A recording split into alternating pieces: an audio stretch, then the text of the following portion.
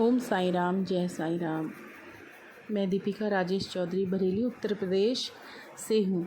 मैं भी बाबा की एक छोटी सी भक्त हूँ जिसे बाबा पल पल अपने होने का एहसास कराते रहते हैं। बात है सन 2017 जुलाई अगस्त की होगी। मेरी शादी को 1 वर्ष बीत गया था और मुझे बेबी नहीं हुआ था। और आप लोग तो जानते ही हैं कि हमारा सो कॉल्ड समाज और फैमिली में कुछ लोगों ने मुझ में ना ऐसे गलत एलिगेशन लगा दिए, जिससे जैसे कि मैं अभी बेबी नहीं चाहती हूँ या मुझे बेबी नहीं चाहिए कि ना इस तरीके से मुझ पर लगाए कि जैसे मेरे कुछ करीबी लोगों ने मेरे इन लॉज में ही कि बोला कि मैं कोई पिल्स लेती हूँ या मैं कुछ ऐसे है ना, इस तरह से मुझसे बातें सुनाई जाती थी, मुझे ताने मारे जाते थे। तो एक बार ना वही 2017 के टाइम पे मैं अपनी मम्मी के पास आई थी, मतलब मायके पीहर आई हुई थी। तो मेरी मम्मी भी काफ़ी परेशान थी, मेरे लिए टेंशन कर रही थी। तो एक दिन मेरे को बोली कि बेटा चलो मेरे साथ चलो, एक गायनो को दिखाते हैं आपको। और मैं बोली नहीं मम्मी मुझे नहीं जाना है। तो मम्मी ज़बरदस्ती मुझे गायनो के पास लेके गई। तो मैंने भी सोचा चलो चली जाती हूँ, मम्मी की बात तो रखनी है। तो मेरी मम्मी एक्चुअली जॉब करती हैं, तो मम्मी के साथ ही मैं गई, उनको ड्यूटी जाना था, मुझे लेकर गई, अच्छी गायनोलॉजिस्ट के पास लेकर गई, जिसमें तो डॉक्टर ने मुझे देखा, चेकअप किया। तो बोलते हैं कि मेरे को ना ओवरी में सिस्ट बताया। उन्होंने बोला कि सिस्ट हैं काफ़ी और ये ज़्यादा बड़ी नहीं है, छोटे छोटे से हैं, आपकी मेडिसिन चलेगी कुछ दिनों, एटलीस्ट 6 मंथ बोला था, मे बी 6 मंथ से आगे, मतलब इसी तरीके से बोला था कि लंबा केस चलेगा। तो मैंने कहा, मैं कुछ नहीं बोली। तो इस तरीके से वो बोली। तो मेरी मम्मी थी और एक मेरी आंटी थी, तो ये लोग थे। तो उन लोगों ने पूछा था ठीक है। तो फिर डॉक्टर ने मुझे, जो गायनोलॉजिस्ट थी, उन्होंने मुझे एक मेडिसिन का ना मेडिसिन लिख कर दी। बोले कि ये आप लोग मेडिकल से ले लेना और फिर इसको स्टार्ट कीजिए और फिर मैं देखती हूँ। तो मैं मम्मी थी तो उनके सामने मैं कुछ नहीं बोली, मैंने कहा ठीक है। अब मैं अंदर में अपने बाबा का ही ध्यान कर रही थी। हो गया। और हुआ ऐसा कि मेरी मम्मी को अचानक से कॉल आया, तो वो अपनी ड्यूटी चली गई। तो मेरे को बोली कि तुम चली जाना और मेडिसिन लेने। मैंने कहा ठीक है मम्मी, मैं चली जाऊँगी, आप जाओ। और मैं आई, मैं मेडिकल में भी गई। मैंने कहा नहीं, मैं सीधा घर चली गई अपने। एक्चुअल में बरेली में ही मेरा मायका भी था और घर भी था, तो मैं अपने घर चली गई।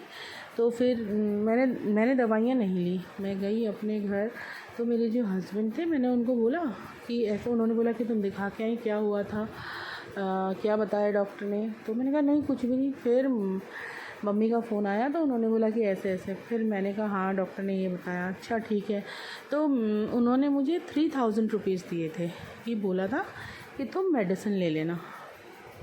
मैंने कहा ओके ठीक है। तो मैंने 3000 रुपीज़ ले लिए और मैंने 3000 रुपये जो लिए, और वो जो डॉक्टर ने मुझे पर्चा दवाई का लिख कर दिया था, अब मैंने अपने बाबा को स्मरण किया। तब मेरी शादी हुई थी 2016 में, और यह है 2017 की बात, 2016 अप्रैल शादी हुई थी, 17 की बात है। मैंने अपने बाबा का मनन किया, मैंने कहा बाबा ये मेरे पास 3000 रुपये हैं, मैं इससे दवा तो लेने वाली हूँ नहीं, और ये जो 3000 रुपये मेरे पास ये पैसे हैं, मैं दवाई में नहीं, मैं आपके पास आने में खर्च करना चाहती हूँ। और ये जो निकला है ये सिस्ट फिस्ट मुझे नहीं कुछ पता है, कि आप जानो मैं आपकी बेटी हूँ बाबा, मुझे आप पर विश्वास है, मुझे किसी की दवा नहीं खानी, मुझे आप चाहिए बाबा, मुझे आपके दर्शन करने, मुझे शिरडी आना है। अब मैं कुछ नहीं, मैं आप जब आपका हाथ मेरे सर पे है तो मेरे अंदर में इतनी कोई कमियां हो ही नहीं सकती बाबा। मैं बहुत रोई, मतलब एक तरीके से मुझे अपने बाबा पे इतना विश्वास है कि मेरे बाबा ने मुझे सब कुछ दिया है। आज मैं जो भी हूँ मेरे साईं की वजह से हूँ, मेरे बाबा ने मेरे को मेरी माँ भी दी है, सब कुछ मेरे पास, इतने सारे एक्सपीरियंस हैं बाबा ने कराए, मैं आपको क्या बताऊँ, किसी दिन बहुत अच्छे और सारा मैं बताऊँ। तो फिर वो टाइम था जुलाई का टाइम था, जून जुलाई का टाइम था।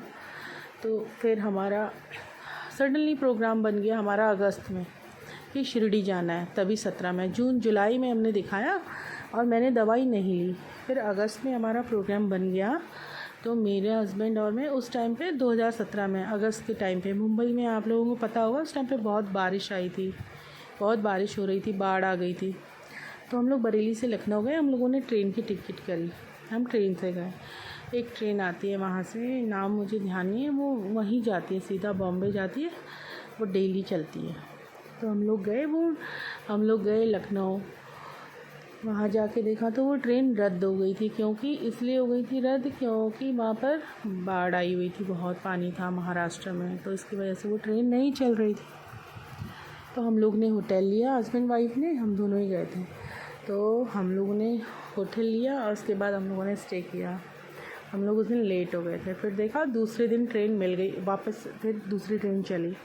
हम लोगों को टिकट का भी कुछ नहीं करना पड़ा, उसी टिकट से हम लोग पहुँच गए। हमें सीटें भी मिल गई, एसी का था। फर्स्ट हमने सेकंड क्लास किया हुआ था, सेकंड का तो फिर नहीं मिला कि थर्ड का ऐसी कुछ था, थोड़ा सा ध्यान नहीं है। हमको टिकट भी मिल गया था। फिर हम लोग शिरडी पहुँचे, शिरडी से आए और मेरे मन में कभी बच्चे की कोई मुराद नहीं थी, कुछ नहीं था। फिर हम लोग ने, मेरी शादी के बाद पहली बार गई थी मेरे हस्बैंड भी नहीं मानते थे मेरे बाबा को। शादी जब से होने वाली थी या ऐसे, तो वो भी बाबा को इतना मानने लगी। अब मेरे से ज़्यादा वो उनको बाबा को मानते हैं कि उनके मुंह से जय साईं राम ओम साईं राम ही होता है। और फिर हम लोग गए, तो फिर 3 दिन हम लोग रहे थे शिरडी में। जब तीसरा दिन था, एकदम बाबा के मैं सामने खड़ी थी समाधि मंदिर में और मेरे हस्बैंड आगे चल रहे थे। पता नहीं मैं पीछे को रुक गई और मेरे अंदर से यही आवाज़ आई, बाबा।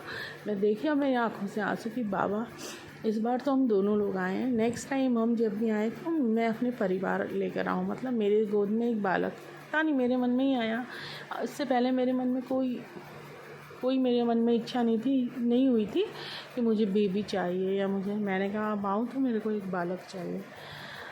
और बाबा ने, हम लोग फिर सितंबर तो आ ही गया था, फिर गणेश चतुर्थी का वहाँ पर वो चल रहा था, तो फिर वैसे ही हम लोग आ गए घर। हम अपने घर 2-3 दिन बाद हम अपने घर आ गए। फिर लखनऊ में रुकना था हमें, थोड़ा लखनऊ में रुके थे। उसके बाद हमने दिल्ली गए, दिल्ली से फिर लखनऊ से हम फिर आए बरेली। तब तक गणेश चतुर्थी शुरू हो रहा था। हाँ, फिर हमने गणपति बप्पा भी रखे थे घर पे। फिर ये हुआ, फिर नवरात्रि पड़ी, तो फिर करवा चौथ भी आया। तो उसके ठीक 1 महीने बाद, 1-1.5-2 महीने में मतलब दिवाली हो गई थी। दिवाली के बाद कुछ दिनों बाद कि मेरे को गुड न्यूज़ आ गई कि मैं प्रेग्नेंट हूँ।